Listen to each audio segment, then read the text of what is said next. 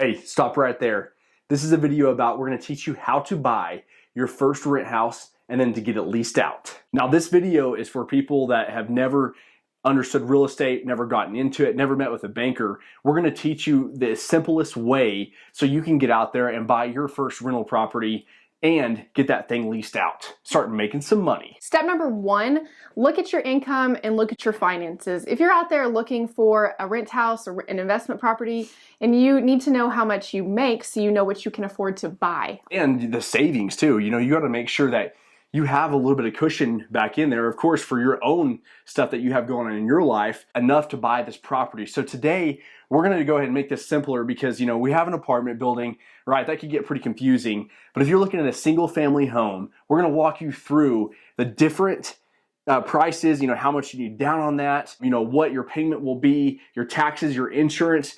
Because a lot of people talk about real estate, but they don't say, oh wait, at the end of the year, you have taxes for this house. You know, you got to pay the insurance every month because someone might go and buy a property. Well, you got to cash flow. That's the whole point of it, because you know, something might go wrong and then it's coming out of your pocket. Yeah, you're going to pay that mortgage every month. So it does get pricey and it adds up. Let's say that you're online and you finally found a property that you want to invest in, and hypothetically saying, let's just throw out a number and say it's 100 grand. It's a 3-bed, 2-bath, and it's in a good neighborhood. You know, right off the bat, most banks for an investment property are going to make you put down 15 to 20% of that property because they want to make sure that you have some skin in the game, and they want to make sure they're covered, of course. Now, if you have some crazy appraisal come back and it's 50,000 over or so, you might be able to get away with only putting down a little bit or paying closing costs. It just all depends on that bank. But like I said, about 90% of the banks are going to want you to put down that 15 to 20%, which is $15,000 to $20,000 on that property.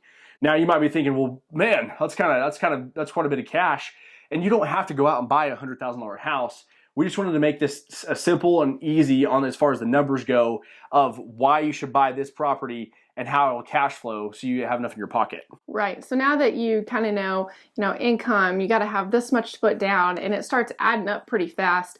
When you go to the bank, they're going to want you to know your projected cash flow on the property, your expenses. So you need to figure out comparable values in the area of what that property is renting for, so you know how much profit you can be making at the end of every single month, what's going to go to your bills, all that stuff. Yeah, and I suggest too, when you're finding a house, don't go find one that's super nice and ready to go. I mean, I say you go out there and find like the decent house on the block that's for sale. You can go in there and do some work yourself or even clean it up and get it rent ready. Because if you go in there and you overpay for your property, first of all, you're gonna have trouble cash flowing.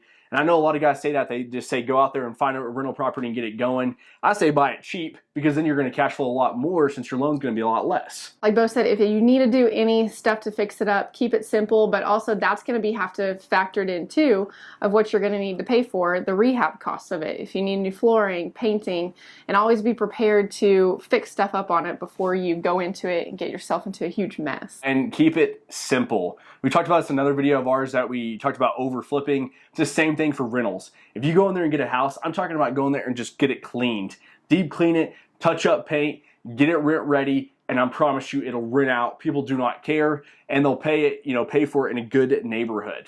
Now, here's the most important part, because you need to go to a bank, right? You need to get the funds and figure out, okay, how am I going to get this bank to give me a loan? Let me suggest something to you. Do not go to just one bank. Go to multiple banks. Okay, first off, print your credit report. Get that printed off on a website that is a bigger one that a lot of people use. Already have that, because if you go to separate banks, they will all pull your credit at the same time, and you do not want them to do that. Right. Now, number two is you need to figure out, obviously have all your financials, your financial statement, your tax returns, all that put together already. And also, you're going to want to have your projected cash flow on the property, because they're going to want to know that, obviously. That's the biggest part of it. All right, you've got your credit reports, you've got your financial statements, your tax returns, get your projected cash flow, and all that stuff is technically considered your loan package that you're getting ready to present to all these banks.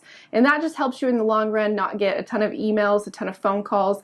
And when the banker's looking at it, they can say, hey, this is a good investment, because that's what you want them to see on your paper, because you're buying the property. Yeah, that's the first thing they're going to do right when they get in there, is just start plugging in numbers. Well, this isn't even going to cash flow. you're showing me that it said you're collecting $800 a month in rent. Really, you should be collecting $1,500. So that's some different things, like Kendall said, they are going to look at. And at least if you already have all that broken down, you already know your numbers, you're well prepared, versus somebody that walks in there and says, well, I'm thinking about buying this. I'm thinking about buying this rent house. Now, credit. What about credit? I mean, I believe, credit scores, they obviously matter. And I think, whenever you're getting a car and credit cards, things like that, the higher the credit, the better. Now, as far as when you're going under an LLC or you're buying stuff in the business side of things, I mean, you want to have good credit. Now, as far as like when we go into a bank, we have no disputes on there. We have no collections on there, no missed payments, and so that's what I think a lot of bankers will look for when they get that out of saying, okay, what all have, Bo and Kendall paid on, and why did they not pay it? If they're looking at yours, right, you had a collection on there, well, why did they not pay that? Because if you're not paying other people back, why do they think that you're going to pay them back? And so that's why I think it's huge, if you do have any collections on there, any disputes, to get that figured out and removed from your credit, because that will matter on getting a note. All right, so the bank just sent you an email and said, hey, we're good to go. You go and get this thing under contract. Say you order an inspection. I think that is huge when you're looking at a property, because you just want to make sure that the house just isn't sinking. And an inspector will notice that for you. And then he'll also pick out some other things that might be some major problems that you didn't notice before. So now, you get through all that process. You're closed on the house. You're excited. You're ready to get it rented out.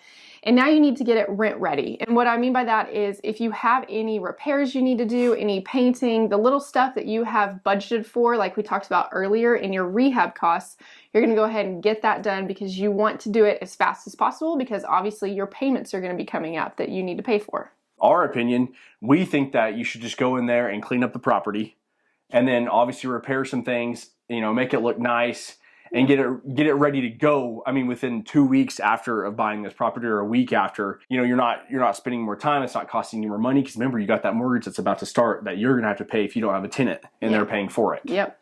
And now you don't know exactly how to find a tenant. How do you even go out there and get somebody to rent your house? How do you advertise about it?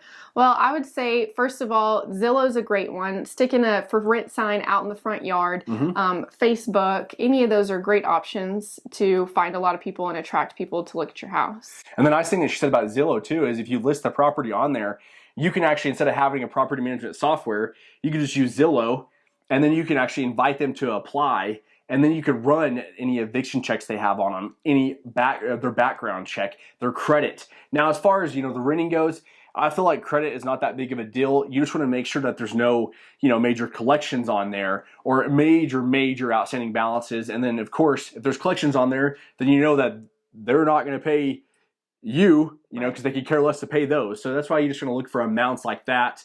And those reports will help you determine if that tenant is a good option or not. Yeah, you want quality tenants, obviously. Everybody does. So your screening is a big part of it. And I would say don't overcomplicate this, because people think whenever I get a tenant in there, it has to be all lined out and I got to do all this stuff. I would just find a basic lease, do your screening, and just keep it simple for them to go through that process as well.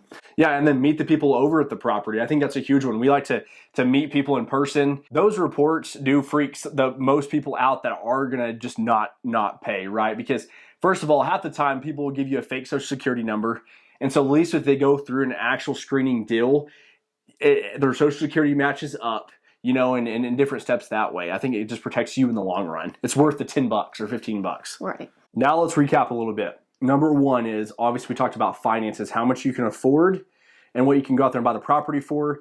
And of course, the cash flow. That's another big step in there. You want to make sure that it's going to cash flow so you don't have to take money out of your own pocket. And then the loan package. So the loan package is going to be all of your financials, your tax returns, your rent roll, your projected cash flow, any company documents you might have. And then once you've closed on that property and the bank's approved you and they have all that, you're going to want to get the property rent ready. Go in there, do a little rehab, do a little cleaning, and then you're going to advertise your listing to all your tenants out there. Get a good lease, find your screening, software that you want to use. All right, so now you went through all those steps. Now you obviously know one property is not going to cash flow or let you retire or build that wealth, right? It's over multiple, 10, 20, 30, 40, 50 properties.